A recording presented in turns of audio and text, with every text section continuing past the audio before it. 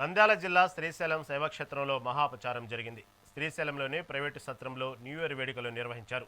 సత్రం సిబ్బంది రెచ్చిపోయి సినిమా పాటలకు డ్యాన్సులు చేస్తూ వికృత చేష్టలు చేశారు.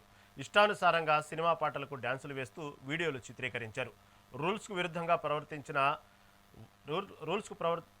వైనం ఆలస్యంగా వెలుగులోకి వచ్చింది. అధికారుల నిర్లక్ష్యం వల్లే చిందులు వేశారని హిందూ సంఘాలు మండిపడుతున్నాయి. దేవస్థానం చీఫ్ సెక్యూరిటీ ఆఫీసర్ శ్రీనివాసరావు ఎట్టకేలకు విచారణ చేపట్టారు.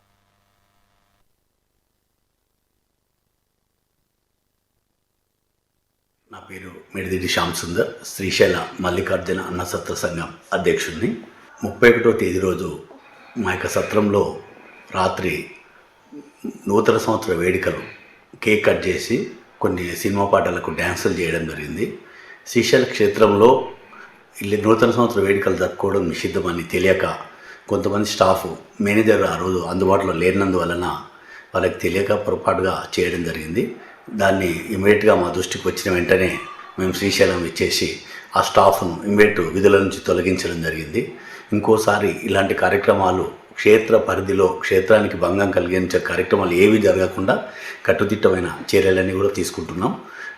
దీనికోసం మేము ఎంతో చింతిస్తూ ఇక్కడ ఒక హోమం కూడా చేయడానికి తలపెట్టడం జరిగింది. నా పేరు మిడిదిడి